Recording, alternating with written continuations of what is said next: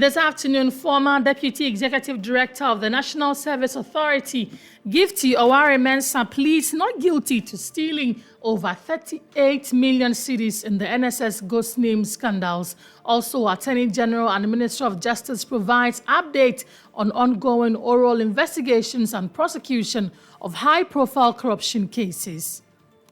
Also, I wish to announce that the Auditor General has conducted a forensic audit into the NSA, the National Service scandal, and the total amount of money stolen or illegally spent now stands at 2.2 billion.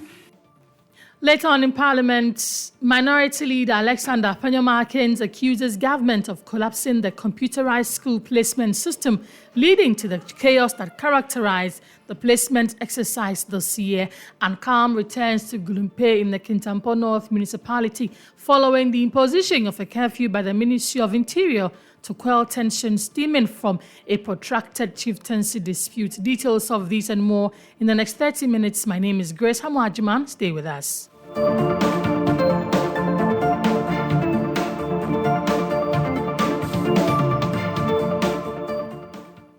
Many thanks for joining us. This afternoon, the Attorney General and Minister for Justice, Dominic Ayine, has announced the commencement of criminal investigations into JA Plant Pole, a subsidiary of the Jospong Group, over alleged financial irregularities in the District Road Improvement Program DRIP.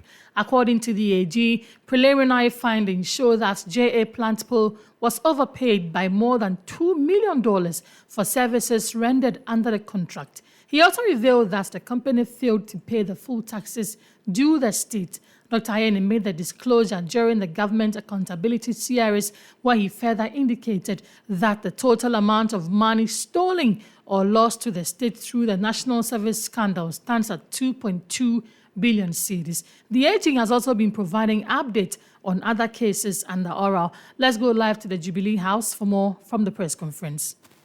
Name them. He himself was buying watches, some costing as much as 1.5 million Ghana cedis and so on. We have taken note of all of them.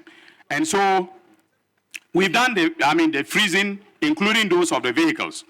So on account of the foregoing, we have decided to charge Mr. Hanan Abdul Wahab and his wife, Faiza Seydou Wuni, with stealing, conspiracy to steal, causing financial loss to the state, using public office for profit, obtaining public property by false statements, and money laundering.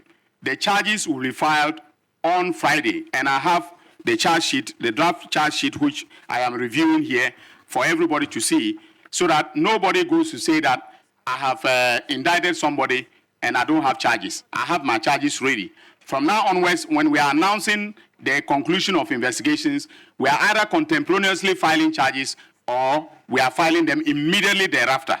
Okay, so this is what I have for you today. I hope that Ghanaians will bear with us to do an excellent job for this republic. The oral will work. Forget about those who are paying bloggers to blog that oral is failing. Oral is on course and will work for the good of the people of this country. We will exact accountability to the extent justifiable by law. As I said, I will not do anything outside the law for political expediency reasons. I won't. So thank you and God bless all of you.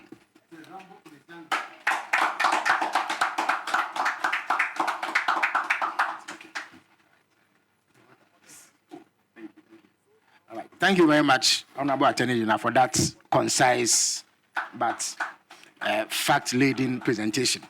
I know that there are important questions lingering on the minds of media persons present. So at this juncture, I would invite you to come to the microphone with any questions that you may have in order that the Attorney General answers them to clear all doubts.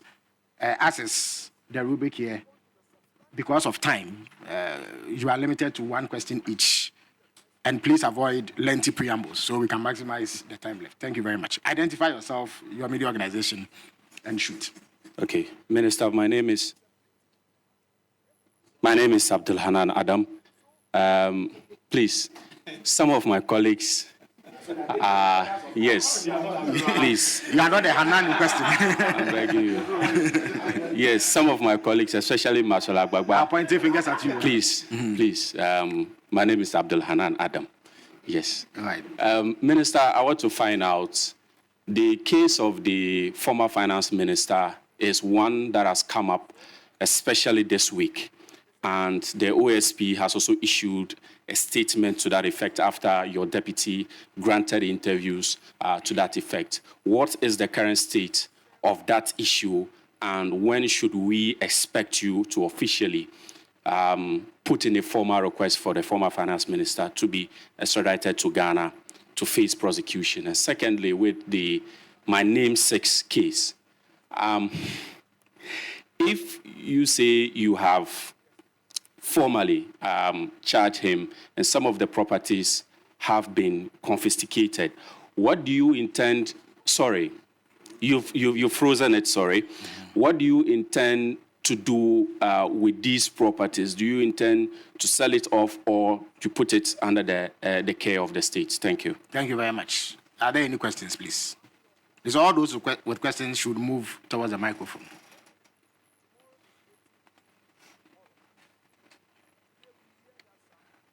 Okay, I would invite the Attorney General to answer the question that was just asked, even as other journalists prepare to ask questions. Please.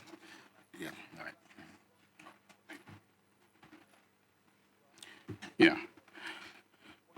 Yeah.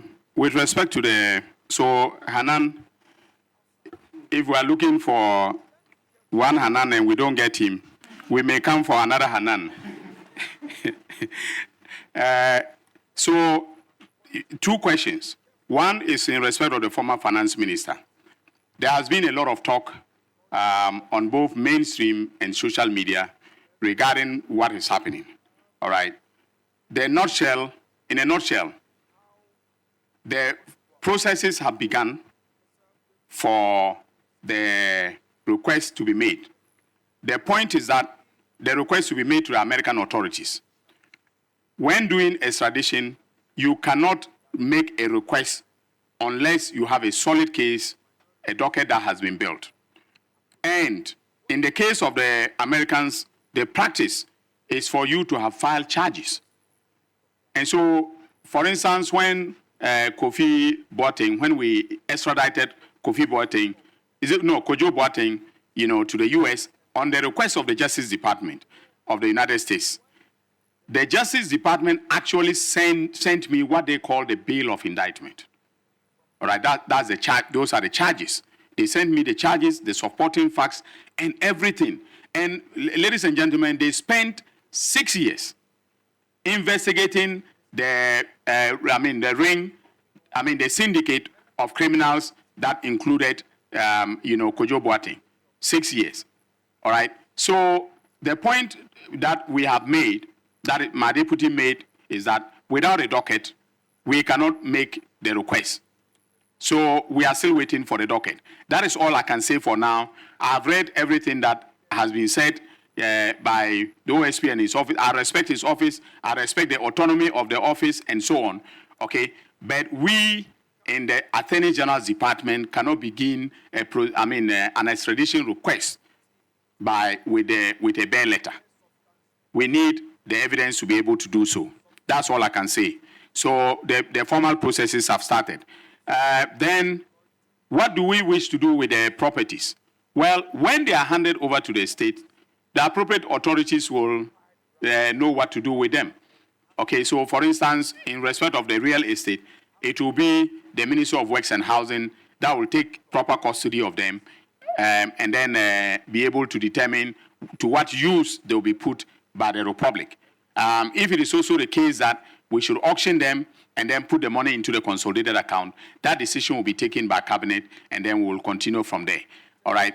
But it's as Mandela said, it's a long road a long walk to freedom. All right. This is a long haul because no criminal that has been indicted will, stand idle when you are doing confiscation proceedings. So definitely, and the people we are talking about, they have a lot of cash If it is not in the bank, it is somewhere, and they'll hire some of the best legal minds to come and meet me in court. So we will be fighting, the battle on behalf of the people of this country. Are there any other questions?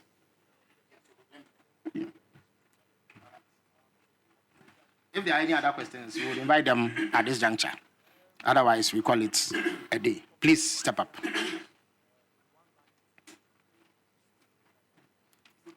Yes. My name is Julius. I report for the Ghanaian Times.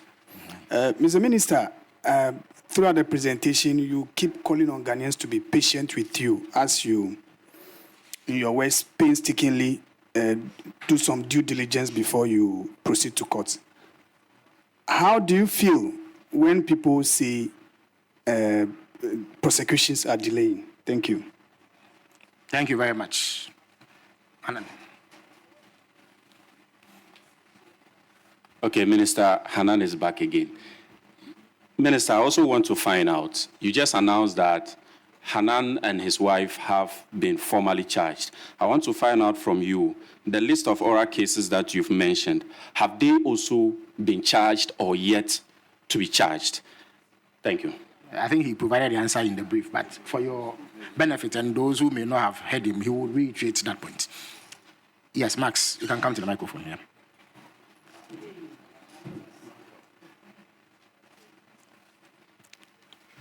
Okay, Maxwell Ababa, Joy FM, Joy News. Okay, from the briefing, it appears that the real estate companies, some way, somehow, I know a minister raised this issue once, a former minister raised this issue once and became very controversial, so I want to tread cautiously, that the real estate companies are being used, it appears, are being used to launder, money, especially public funds. I want to find out from the AG if he has any plans to tighten, regulations, especially regarding purchases when it comes to real estate businesses and then, state officials and all of that.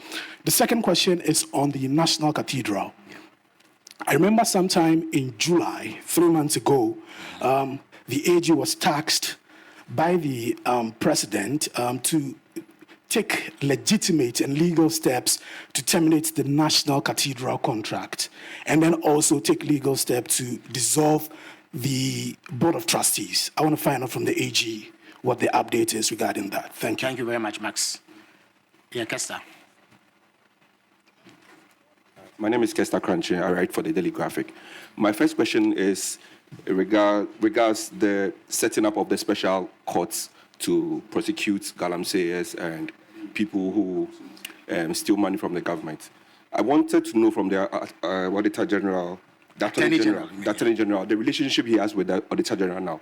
What kind of collaboration is he having with the Auditor General? Because over the past few weeks, he's made a lot of revelations about how much money he's charging people and the collaboration he needs from the Auditor General.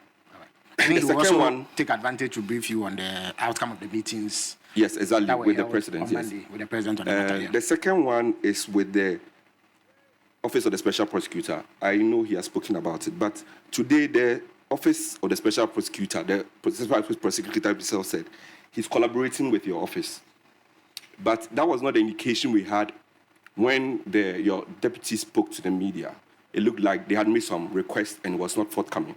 So I wanted to know from you what kind of relationship is between your office and then the Office of the Special Prosecutor and then the Office of the Attorney General, because both of them need some collaboration with you to execute their mandate. Thank you. Thank you very much. We will take a final question if there's any. Otherwise, the Attorney General will answer this batch of questions and we'll call it a day. Mr. Attorney General, the floor is yours. Thank you. Yeah, thank you very much for the questions. The question of how I feel when people say, the oral cases are delaying, I feel frustrated because the work of prosecution is not done by the Attorney General alone. The Attorney General depends on investigators for the raw material to be able to prosecute. So today's announcement of the rumble in the jungle is from investigations over the last 8 months. Excellent work done by Mr. Raymond Acha of the Economic and Organized Crime Office and his team. And I want to thank them very much for the wonderful work that they are doing. The oral investigations, also excellent work, is being done by the National Intelligence Bureau. As for them, we don't mention their names. And they are the ones in charge of the 34 instances or cases that were implicated in the oral committee report. And they are also doing excellent work. You can see from the charges we filed in national service cases that they did an excellent job. You can also see from my briefing on the DRIP case that they are doing an excellent job. So the point is that I have to wait patiently for all these entities to do their work and do the work very well, including, of course, the Financial Intelligence Center. And again, I want to extend, thanks to my junior brother, Kojo Chumbuafo. As for him, I can mention his name. He has been very, very, very critical when we talk about all these bank statements and analysis of bank data. Without him, we can't obtain them. Okay? So there are times that I call him at 2 a.m. because I'm reading an oral report and they need to fill in information about bank records, and I call him and say, in the morning, can I get this when you get to the office? And within 2 hours, he'll go and threaten bank managers and get the information for me. All right? So I will zoom into the next question, which is, when. I already said that the dockets, some have started, dockets have been built in others. When the docket comes, we will advise whether there is a prosecutable case. If there is no prosecutable case, and there will be instances where the investigators will differ from the complaints in the oral report, okay, because they have investigated and come to the conclusion that there are no acts of criminality. If that is the case, we'll just advise that the docket be closed, all right? Otherwise, we'll proceed to investigation. Then the question about real, estate companies and money laundering, that's an excellent one. I remember you said, a certain minister said it. It's the Honorable Sam George who spoke about it, some time ago, about a link between money laundering and real estate, development. Now look at the skyline of Accra. All right? Look at the skyline. It's changing rapidly. So my junior brother Kojo Chumbuafo and I are, collaborating to do something about it. It's not that we don't want the skyline to change. I want that when I'm flying in from anywhere, the skyline of Accra should look like the skyline of New York City. But it must be done with legitimate money. It must be done by hardworking real estate developers who have decided that they want to change the skyline and make business and make profit. So Kojo Chumbuafo for FIC and I will be collaborating on that aspect of the problem. Then the National Cathedral Contract Termination and Board of Trustees. I've just announced that the Auditor General has asked one of the big four to do a forensic audit on National Cathedral. The audit, we gave them 8 weeks. I think we've done about 5 weeks now. So maybe in 3 weeks, and you the journalist, when I say maybe in 3 weeks, next time I'm here, you said Cathedral in 3 weeks you get the reason, you have it, you don't have it. No. They may ask for an extension. Okay? So maybe in 3 weeks we'll get a forensic audit report. It is at that point in time that I will decide, how to terminate. Okay? Because in every contract, there is a basis for termination. And that depends on the facts and the evidence. You cannot just terminate, a contract without a basis. I don't want any situation. The fact that we are investigating a crime doesn't mean that the companies involved did not do legitimate work. Somebody dug the hole and had to be paid to dig the hole. Okay? And if they were not overpaid, or I mean, they were paid and then they decided to give money as kickback to somebody. If I find a kickback situation, that is a crime. But otherwise, they are entitled to their money. Okay, so we will look at the findings of the forensic report before we do the, the termination of the contract. As for the Board of Trustees, the dissolution of the Board of Trustees, we are taking steps, to ensure that that happens. Now, the next question, so Maxwell, I hope I've answered your questions very well. Now, the relationship between the Attorney General's office and that of the Auditor General, we work excellently together. Okay, and as the Minister for Government Communications indicated earlier, our collaboration is continuing, especially in respect to the Auditor General's report, the annual report submitted to Parliament. The President is serious that we should take that aspect of the work, and then make sure that those who are found to have engaged in infractions, are punished. And so, Mr. President met with us, not only myself and the Auditor General, but also the Chief Justice of the Republic and his team.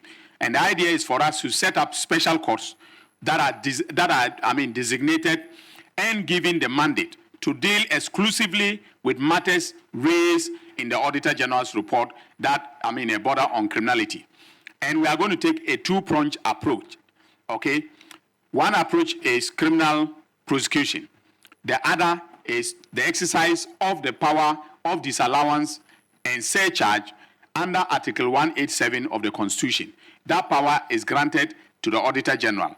The Auditor General can disallow an expenditure on the basis that the expenditure is illegal, unlawful, or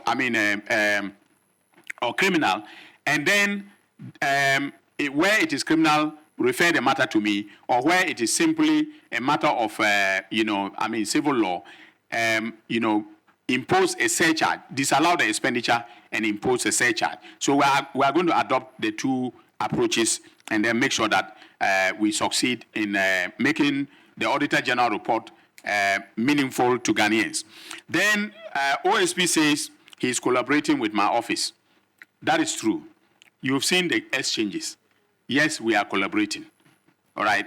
Maybe the pace of collaboration is not something that I have, that I am happy about. And I don't think that Ghanaians are also happy about the pace at which we are collaborating. All right. But yes, the office of the Special Prosecutor and my office are collaborating. I thank you all, and God bless all of you. Thank you for coming.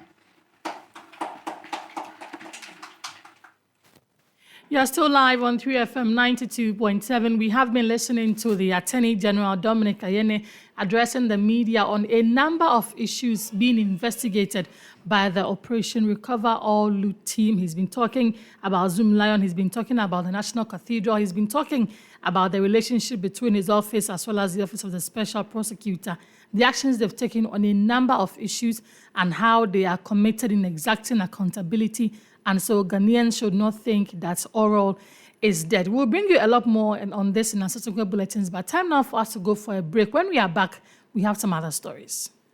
Hello, Ghana. It's a new year and Bills Microcredit is here to support your dreams. If you're not working but want to start a business, don't let money stop you. With just your Ghana card, you can get a loan to turn your ideas into reality. Already running a business? Need more capital? Or are you a salary worker looking for extra funds? Bills offers fast and easy loans with no collateral, no deposit, and no SUSI savings required. Wherever you are, whatever you need, Bills makes it happen. Call Bills Microcredit today. Call 0596 920 833 or 0302 200 390 and get started. Bills is licensed and regulated by the Bank of Ghana. Bills, financing your needs. Terms and conditions apply.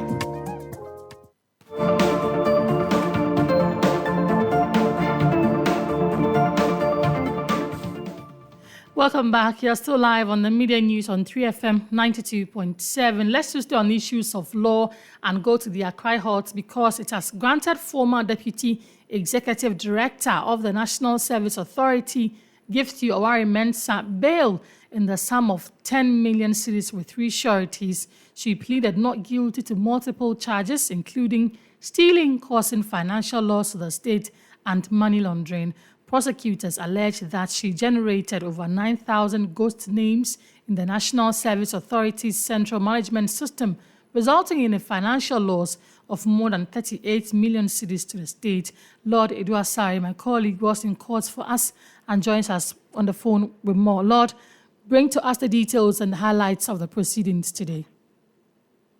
Right, Grace. And so Gifty Owari was in court today, and I must put on record that if you recall, at the last time we were in court, her lawyers produced a medical excuse duty indicating that she had been well. And so today, when she came to court, she looked a bit frail and still unwell. But her plea was taken. The charges that have been proffered against her are 1 count of stealing, 2 counts of causing financial loss to the state of 31 million, and 1 count of using public office for profits, and then money laundering. She pleaded not guilty to all of these charges. Now, her lawyers, led by Nana Benny Akon, holding brief for MPP's Gary Nemakon, indicated that she's not been well for some time, but when she found out that she was wanted, she reported herself to the National Investigation Bureau and has been cooperating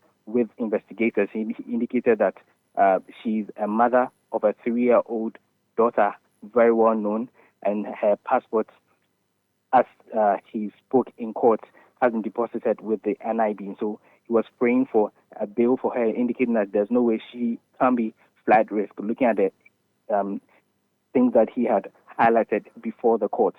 Now, the prosecution led by the Director of Public Prosecution, Yvonne Atakra Obobiza, she did not object or oppose the bail application by the defense counsel, only that she indicated that there was a need for the court to give stringent bail conditions, at least one that matches the amount that she allegedly has caused financial loss to, looking at about over 30 million cedis. And so after everything, the presiding judge in the matter, Audrey Kokufite, she granted Gifty Owari the bail of 10 million with 3 sureties. 2 of them are supposed to be justified. She's to report to the police investigators every first Tuesday and Thursday of the month. The 3 sureties are supposed to deposit their Ghana cards and then residential addresses to the registrar of the court. Gifty herself is supposed to deposit her passport at the registry, and then her name has been put on stop list at all entry points in the country, Grace. And so this is the development we have now. As of now, I'm still waiting to see the time she'll come out, because she's still trying to meet her bail conditions, so she hasn't come out of the premises yet. Even before the bail was granted, her lawyer pleaded with the court for an investigator to escort her to the hospital, because he indicated that she was due for a medical treatment or medical checkup today, but had to skip it because of the court proceedings. But that was not given by the court, after which she was granted a bail. And so I'm still monitoring to see whether we can get a glimpse of her, and then we'll see how things will pan out from there. Do you know when next there will be a hearing for the case?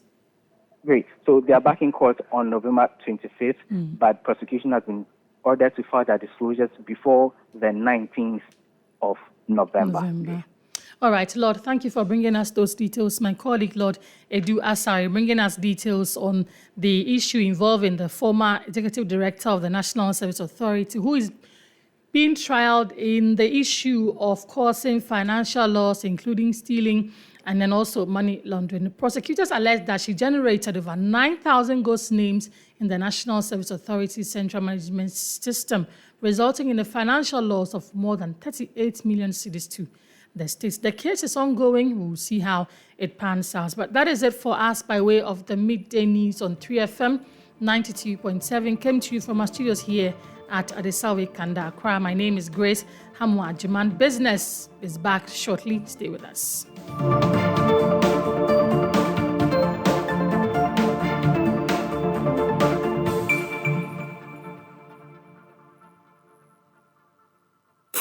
FM 92.7, Urban Lifestyle Radio Station.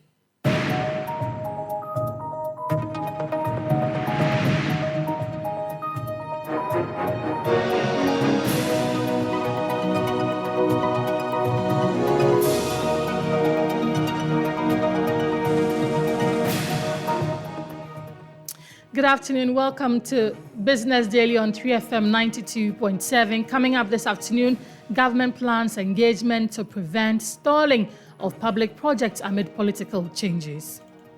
The link between quality infrastructure and national prosperity is indisputable. Infrastructure investment stimulates short-term growth and lays the foundation for long-term development. Also this afternoon, Japan International Cooperation Agency JICA aims to boost Ghana's local rice yield by over 50% to cut imports and improve quality. We are trying to increase about 1 ton per hectare. So our baseline, the average yield was about 1.9 ton. Plus, Africa Capacity Building Foundation urges African governments to prioritize public financial management and staff training for better governance. That's the heart of the government. When we talk about public financial management, it's there at the beginning and at the central of the life of the government. My name is Grace Hamwajiman. Details of these and more shortly.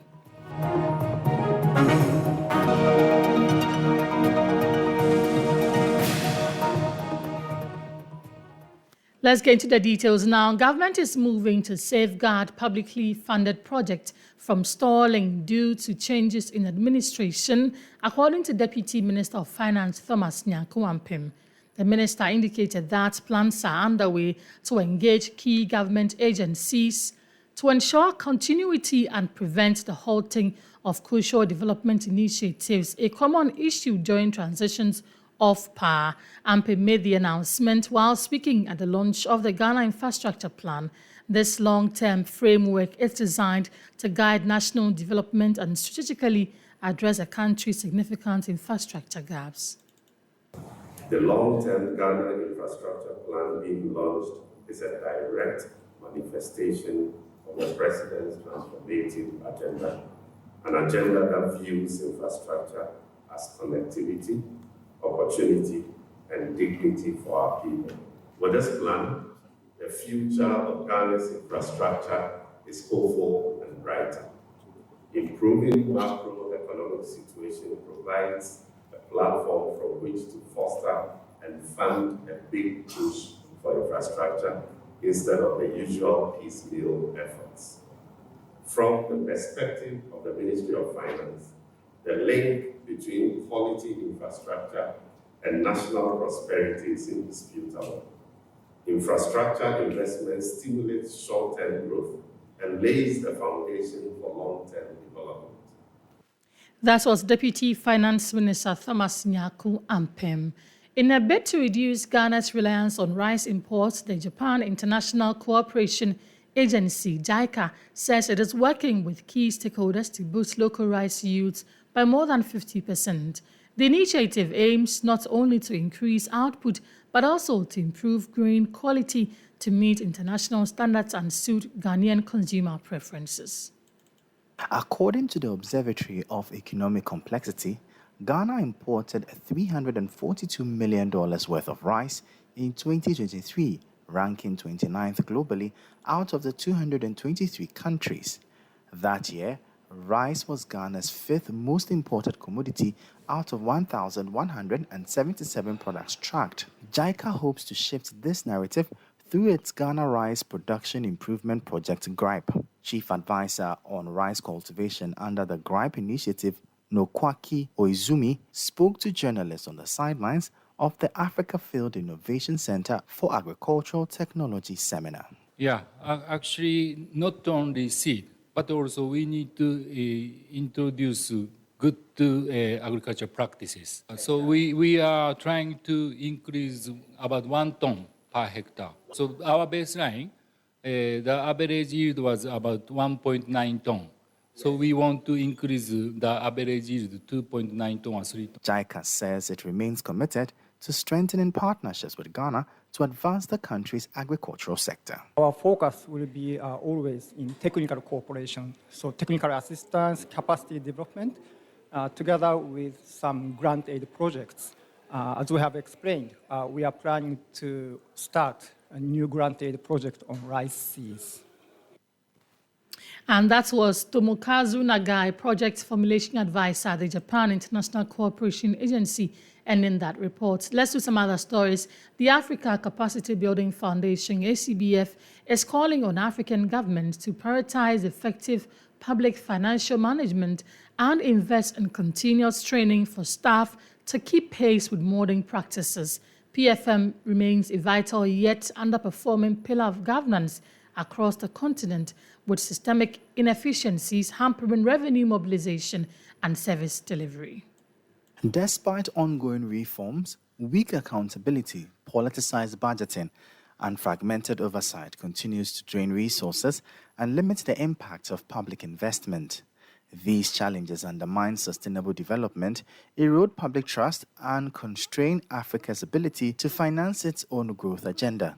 Speaking at the opening of Ghana's National Workshop on Enhancing Leadership and Governance in Public Financial Management, ACBF Director for Programs and Impact, Adrahameen Diko, stressed the need for regular capacity building to ensure optimal performance from public servants. Well, it's crucial because that's the heart of the government. When we talk about public financial management, it's those who are in charge of managing the public finances in the country. So they are at the beginning and at the central of the life of the government.